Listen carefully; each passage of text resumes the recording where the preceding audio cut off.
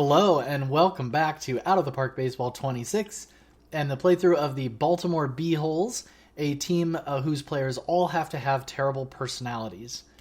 We are 102 games into the season. There are 60 left to play. We're 56 and 46, which puts us 3 games back in our division. We're trailing the Tampa Bay Rays, and then we're also trailing the Yankees by 2, and we're in a little bit of a hot mess for the wild card. We have recently had a couple great things happen. We acquired Corbin Carroll by trading away, very painfully, Emmanuel Clase and Logan Webb at the trade deadline. They were both set to become free agents. Clase was going to want around $30 million from us to stay, and Logan Webb was going to want north of $50 million to stay on our pitching staff. I think those will both come down in free agency for them a little bit. But in any case, there's just simply no way we can afford them, and they're both getting to be over 30, and it's just not worth signing them to a long-term super expensive deal that's going to kill our budget. Because our budget is not looking amazing. And the reason why is we did finally get that event where a player on our team decided to help somebody and asked us for some money. So it turned out it was Porter Hodge, who has miraculously become a good personality, and he was a bad personality when we brought him over. So this is just great for the team. In fact, if we go into our team chemistry, okay, Tarek Skubal is back to being a leader. Porter Hodge is a leader as well. There are some complaints about disruptive influences over Jose Ferrer, which is hurting our morale just a little bit. We might do something about that. But something I'm almost as excited about the Corbin Carroll trade about is our fan loyalty going up to average from below average. And that's due to the charity event. And yeah, I'm super stoked about that. As far as our funds for this year, I mean, our attendance is looking pretty good. Attendance per game is up 7% this year. I think knocking our ticket price back down to $40 was just the ticket. And moving on, we have a series against Washington and then the trade deadline. I'm going to sim one more day, and then I am going to do a little bit of poking around in the trade market and see if there's any other little deals we could pick up. Checking the waiver wire, there is one pitcher I would have really liked to get, but he's been claimed by Colorado, who definitely has priority over us, and so unfortunately we won't be getting Justin Robleski.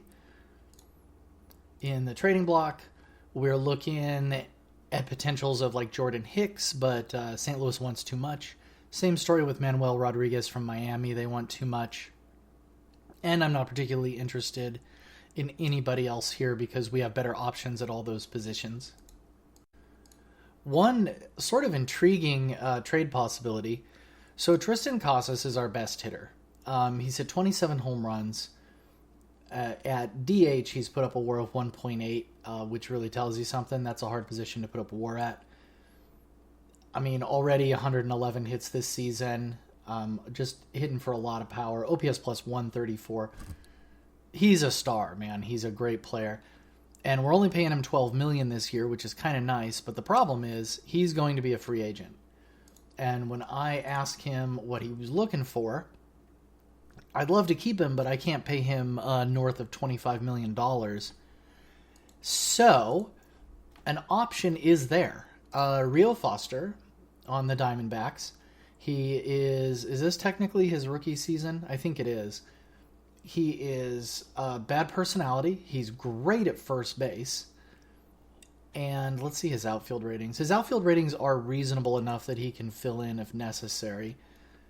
He doesn't have that eye, but he's got everything else going for him. He's got the power. He's got good contact. His avoid Ks might develop. And if we look at Casas, who is definitely a better hitter, it's mainly because of that eye. And do we sacrifice, the 70 or so walks that Tristan Casas is going to put up for the slightly less potent offense of Rio Foster, who has hit 20 homers this year, to be fair, and 117 OPS plus? He's younger. He's 25 years old. He's a young 25. He's team controlled. He's not eligible for arbitration yet. Let me check the Diamondbacks and their salaries real quick. So if we scroll down looking for Rio Foster, yeah, he won't arb for next year. He'll arb for 2030 season. So we'll have him all next year. And when I go into the player list, I'm just not sure who else could step up and play like the first base DH role for us. If Casas goes away, then Isaac Paredes or Lars Nootbaar would be moving over to DH. And if I look at all the batters who are available, including minor leaguers, I can't get Roman Anthony and can't get Bryce Harper. Don't really want Bryce Harper at this point. William Contreras would be an option, but he's super expensive. Jarren Duran is too hard to trade for at the moment. And here's Rio Foster. You know, he's like a 3-star guy, as opposed to Casas, who's more of a 4-star kind of guy. I think this is a good trade for our future, and I think it's another trade that's like bad on the face of it. But considering the budget constraints that we're going to be facing coming up, I think it might be prudent to go ahead and get Rio Foster now, because this is the only chance we're going to have to move on from Casas, because it's the last day we can do it. But more importantly, it may be the very last chance we have to get a first baseman of this caliber. And so, controversially, I'm going to go ahead and do this deal. I will see if they'll throw anybody else in. Just for a laugh. What about Logan Webb? Okay. I don't really want Lucas Giolito. They might just throw him in. See, they're not even throwing in Giolito on this deal. That's not great. Oh, let's see how Drew Jones is developing. Okay, a little bit of a disappointment. It's been kind of sad to see his fall off in this game. He was one of my very favorite prospects. In AAA, they have, let's see, 35-year-old reliever. Guy I wouldn't mind having, but not for $3.5 million like he's going to be arbing for next year. Somehow Arizona got a hold of Tink Hintz. That's interesting. So we'll have to watch his personality.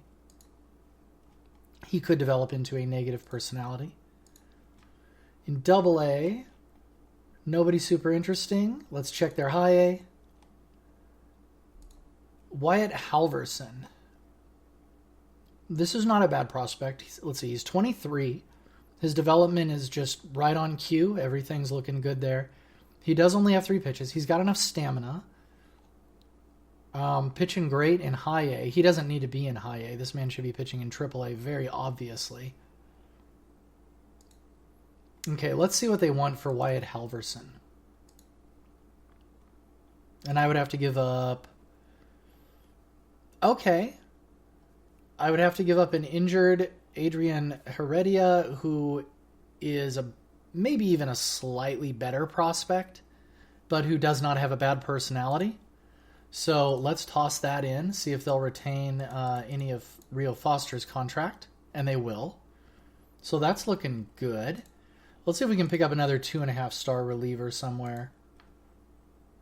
Connor Foley. This looks like a reliever to me. Let's see if they'll throw him in too. They will. Matthew Tippy also has that bad personality. Yeah, I mean, we'll take what we can get. Okay.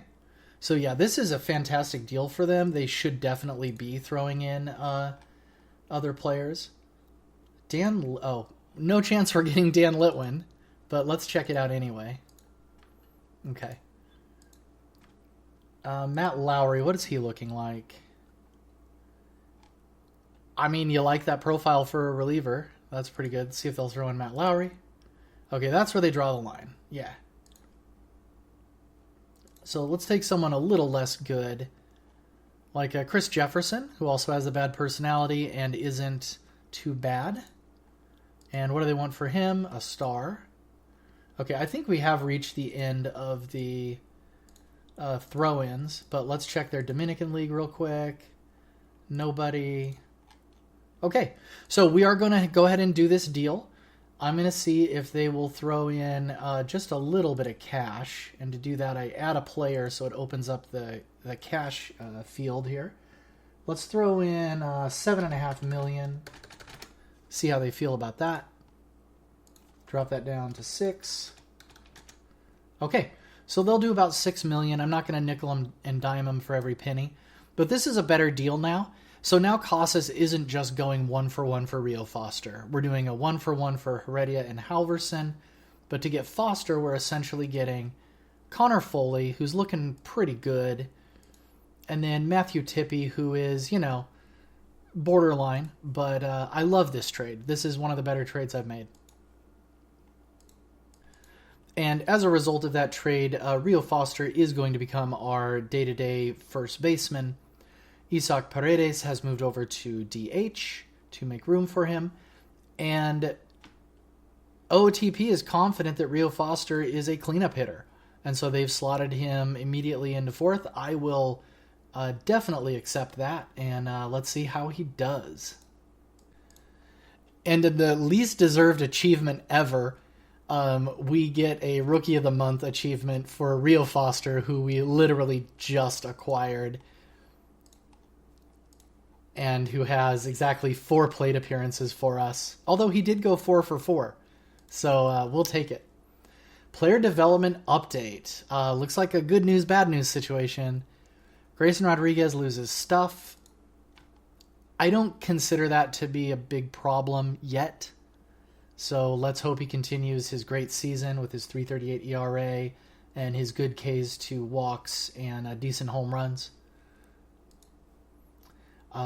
Brandon Downer, was he one of my real prospects? No. Is he shortlisted? No. Okay. Braden Jaska is coming along. Look at this. So we've been very patient. We drafted him back in 2025. We left him in development for a long time before finally moving him up to AA middle of this year. And he's performing. So good for Braden Jaska. Blake Aida, who has been injured, has somehow improved his ratings, which is cool. He was one of our prospects for a while, but then he fell off a bit and then got injured. Brock Kettleson was an early pick for us. He was our round 3 pick back in 2025. And why on earth is he pitching? I'm going to tell you what, he's performing sort of, well, let's not say okay. Last year in 20 innings, he had a 99 ERA plus. I'm going to go ahead and let him continue pitching just maybe one more season. So that's interesting. And then the rest of these guys, let's see. Alex Reyes, was he one of our real prospects? No, he's not. But that's okay. I mean, this is a scouting discovery who's playing really well. He's a guy who might end up getting great trade value for us down the road. So not the worst player development update. The only thing I'm slightly worried about would be Grayson Rodriguez dropping his stuff, just because that could be evidence of decline. But other than that, I think we are ready to make a run for it. It's August 3rd, and a quick injury update. Pitcher Ricky Tiedemann has strained his hamstring, and he's going to be out for basically the rest of the season, which is slightly unfortunate, but he was not one of our top pitchers. To back him up, I think we're going to bring up... I'm going to actually go down into my 2-star guys, because there is one player in AAA who's been lighting it up, who used to be a major leaguer, and that is Shane Smith. He wasn't amazing for us, but we also didn't give him that much of a chance.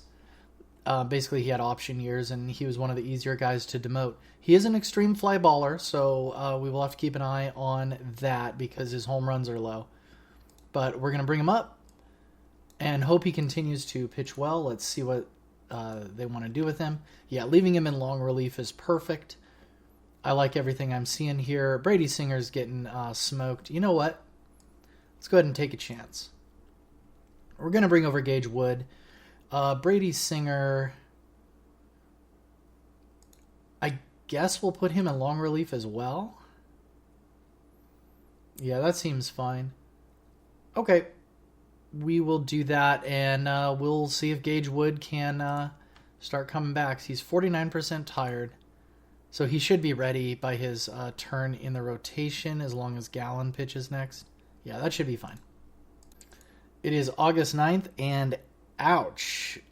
Mr. Isak has hurt his thumb. He's going to be out for 4 weeks with a broken thumb. I almost want to make him just tape it up and get out there, but unfortunately there's no option for that. So we're going to place this gentleman on the injured list, and we're going to go poking around AAA and see who we've got who can come up and bat for us, because we've just lost our DH. So on the plus side, that does move Lars Nootbaar into a daily job, which is going to be good for his self-esteem. I did feel a little bad for that. We'll move Cam Cannarella up. How's he doing? He hasn't had a lot of at-bats, but he's hitting them fine. So hopefully he can handle Major League pitching. And let's see. Yeah, I don't desperately need a call-up because both Trey Sweeney and Cam Cannarella are capable of being super utility players, which is nice. So this option is basically who has the hottest bat or who do I want to get some playing time. And I think I want to go with Merrick Houston. He's brought his average in the minors up to 260. He's almost hitting for a AAA average OPS plus. He's putting up good defensive numbers. So let's go ahead and bring up Merrick Houston. And the injury hits just keep on coming. This game is bent on screwing me this year. Brenton Doyle out for the rest of the season. Maybe 4 weeks. He might come back, actually. But yeah, 4 weeks with a fractured finger, and he was just day-to-day with elbow soreness. So Brenton Doyle is secretly fragile. I don't know why. Let's see, what is his injury history? Like, look at this injury history. This is insane. The game just does not want him to be playing baseball. But we will go back into the roster and back into AAA, and we'll see who can bring up. With Cam Cannarella taking over in center, Merrick Houston can back up center field very well. And so Trey Sweeney can also step in. So basically we need anybody who can play anywhere competently. And Austin Charles is not filling out. He's not playing well. And so between both of those factors, I think we're going to leave him down.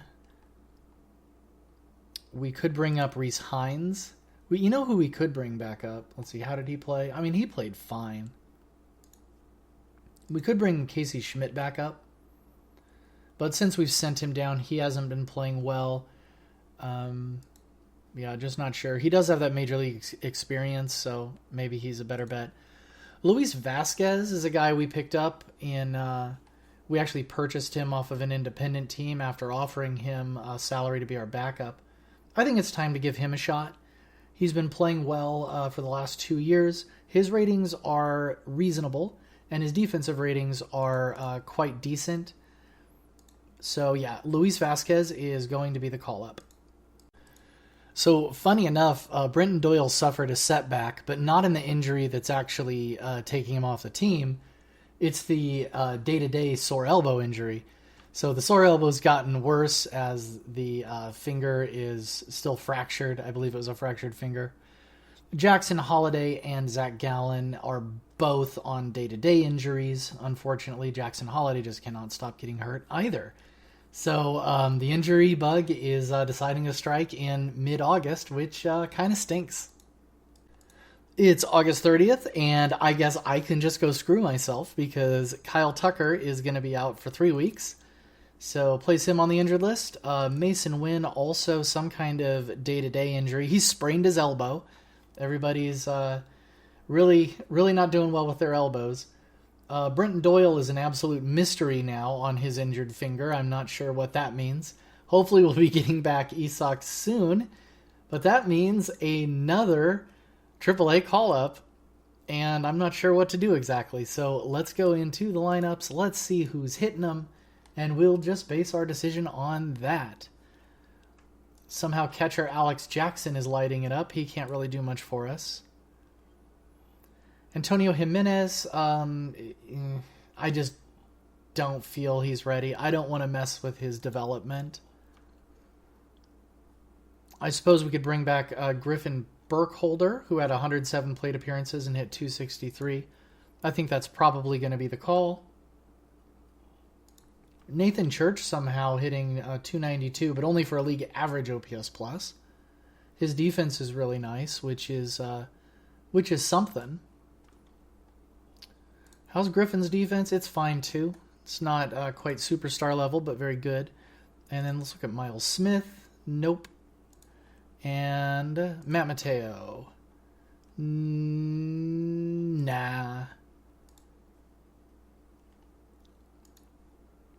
Okay, so let's go. I think we bring up Griffin Burkholder. Going to go ahead and promote him. And hopefully we can get some of these players back and stop the injury train. It's now September 1st, and I have used a couple of call-ups. We're bringing up Josh Eknes, and his performance has not been good. And his performance in the majors wasn't good. And he hasn't been good since last year in AA. However, these are good ratings, and he's maintained them. He's not fallen off a cliff like most of my other players. So we're going to give Josh Eknes a try. We're just going to trust in the ratings and see what happens. And then Gage Wood was pitching okay in starting, but he just wasn't putting up enough innings for us with that 35 stamina. So we have brought over Brady Singer back into the rotation. He was complaining about it, so maybe he'll be happier and pitch better if he's somewhere he wants to be pitching. So I'm not sure exactly what to do here. I don't know if that's correct or if I shouldn't do that at all. On the batter side, I brought up Rhys Hines as my call-up, and he is a somewhat dependable major league bat. So against righties, he's going to kind of take a powder. He's going to be in the back. But against lefties, where he shines a little more, he's going to be my first backup choice in right and left field and DH. September 5th, and things are looking a little better. We just walloped Kansas City 14-1. DH Lars Nootbaar smashing it for two two-run home runs and a double. And even Brady Singer pitched pretty well. 4.1 innings, no runs, 7 Ks. And Gage Wood didn't blow it, so good for him. In other news, we are 6.5 games behind Tampa Bay, but 3.5 games ahead of the Red Sox, and 3 games in the lead in the wild card race. We're actually really well positioned now. And so Isaac Paredes has come off of the injured list, but if we're looking at how he's hitting them this year, I'm not super stoked with this 86 OPS plus. I'm going to leave him down in AAA just for a little while. It's a little bit of a tough call whether to bring him back, but right now Lars Nootbaar is hot, and I know that's not, it's kind of the gambler's fallacy, but we are going to stick with Nootbaar for the time being, just in case it turns out that Isaac is done. Well, look who got injured for 4 months. Sorry, Arizona, my bad. And it is the very next day from when I just taunted Arizona. And Josh Eknes is going to be out for 6 months. So, sorry, Josh. That was karma. I had that one coming. All right, things are slightly looking up. Pretty much everyone's on a rehab assignment in the minors right now. We're 84-69, and we've taken a game off of the division-leading Tampa Bay Rays. And we have 3 more games to play at Tampa Bay. If we go into the standings, we're only 4.5 games back. So in the best case scenario, we clinch the wild card and we pull within 1.5 games of the Rays.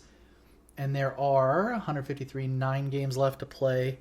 So a game and a half back with 6 to play is something that's possible. It's very unlikely that we're going to sweep the rest of the series against the Rays. But I think we're going to go ahead and give that a shot. So I need to bring up Brenton Doyle. I'm going to definitely bring up Kyle Tucker. How's Griffin Burkholder hitting him? He's still hitting him great. Cam Cannarella's still playing fine. So it would probably be smart to keep both of them on board. And then perhaps I can demote Vasquez, or maybe I demote another pitcher. Let's see, 5, 6, 7, 8, 9, 10, 11, 12, 13. So I have 15 dudes. Who can go down? Vasquez is hitting him pretty good too. How about Rhys Hines? Okay. Tell you what, I want to send down Rhys Hines to make way for Kyle Tucker. We're going to bring him up slightly early. And Mr. Isak, how you hitting him? You're not really hitting him. I may be leaving him off. I'll make some adjustments to this. Ricky Tiedemann's also a possibility to come back up, although not likely. And then we'll be back and play out the rest of the season. So I made the adjustments for our last 9 games. We are going back down to 13 pitchers, and we're going to have the extra player be a hitter. So we'll have 15 guys who can swing a bat. And everything looks pretty much the same here. Edward Bizzardo is our closer. I haven't been talking about him, but some of that's superstition because I don't want to say anything. He's lights out, man. He's a 3.5-star closer now. He just keeps getting better. Let's hope he has one more great closing year left in him. That 1.1 ERA, giving up no home runs, giving up very few walks. His strikeouts could be better, but there's really nothing to complain about with him. So very cool. It'll be interesting to see how Clase finished up the year. And if we go into the depth chart, I'm just doing a full platoon type setup here. So Burkholder, Canarella will be our backup outfielders, and Sweeney and Vasquez will be our backup infielders. And against lefties, we're just going to switch all of the backups around.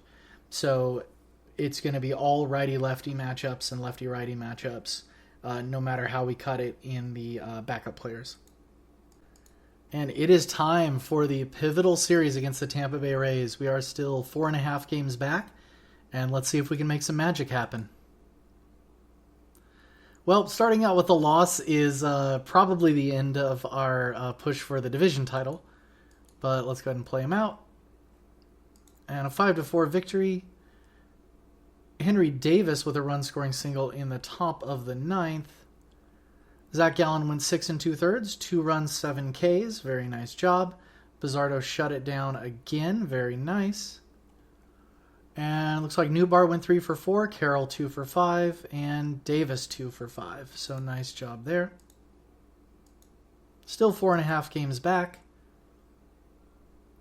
And we do win the final game, which is good.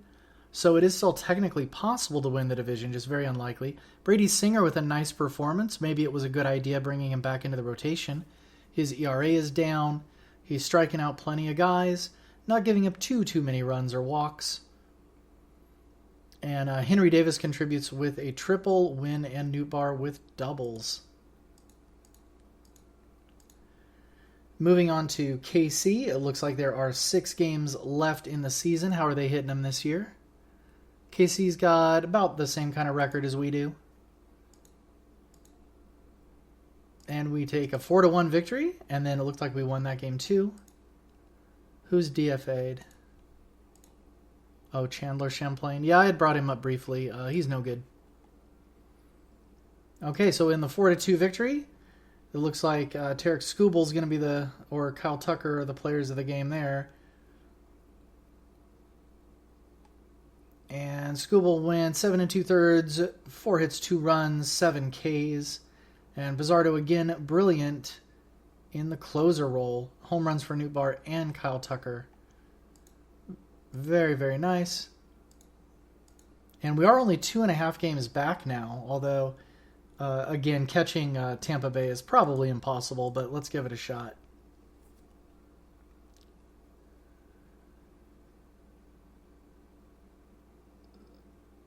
Yes, the end of the month save. I don't know how often you guys save your games. I'm thinking about switching to a weekly. Monthly seems okay, but I have had some nasty crashes set me back like 3.5 weeks before, which kind of stinks. Okay, Skubal's lost velocity again. Not good. Very, very not good. Prospect Jason Tim has gained velocity, so good for him, I guess. Maybe we'll be seeing him up in the majors in a couple of years. And I'll take a look at the Major League things a little later. Oh, well, looky here. We're playing Tampa Bay. So, okay. Looks like we got to sweep them.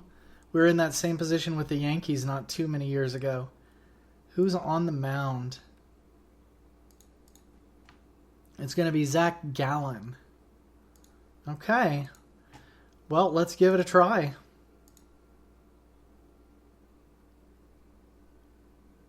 Okay, and that is the end of our run at the division title, but we are going to sneak into the wild card, which is nice.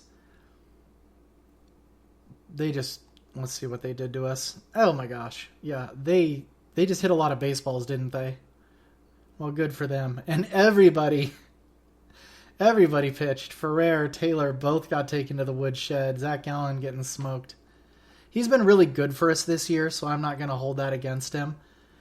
I was a little surprised at how well he was actually pitching because it was kind of a reverse salary dump, strange trade to take his contract back in that trade we did. Let's go ahead and play out the last 2 games of the season. Get into the playoffs. Of course, we're losing. Looks like we're going to end at 89 or 90 wins for the season. And we win in the 11th inning, which is a great note to go out on. In the bottom of the 11th, sac fly by Henry Davis. Very nice. Corbin Carroll draws a walk to get on base. Wonder if he stole that base in the 11th. Ben Brown goes 6 2/3, 5 hits, 3 runs, 9 Ks, and another bang-up job by Edward Bizardo, whose ERA this year is 1. That's not a lot. 1 is not very many. Okay, so we're going to set our playoff roster. Let's check the final standings for the year. A respectable 90 72. Better than our projection. We've been better than our preseason prediction every time, which is nice. So Detroit clinching their division, Seattle winning theirs, Atlanta Braves crushing the NL East, Cincinnati doing a similar bang-up job in the Central, and Padres clearly winning the NL West with the Dodgers, of all teams, getting destroyed. So Giants, Rockies, Diamondbacks earn wild cards. Unfortunately, St. Louis in that really rough division with the rough race with the Reds there, 81 and 81 record, not good enough to get them into the playoffs. We get the first wild card spot, followed by Boston and Kansas City. So I'm going to make up our playoff rosters. It's going to require me demoting 2 of my hitters, so we'll see what happens there. But I'll hope you join me for that. We're going to try to win this World Series. It's our 4th crack at it, our 4th year in a row making the playoffs. This year we just had injuries galore, Jackson Holiday playing like crap, but somehow we still managed to squeak in there. And so we're going to give it our best try, and I will see you next time. So take care, and so long.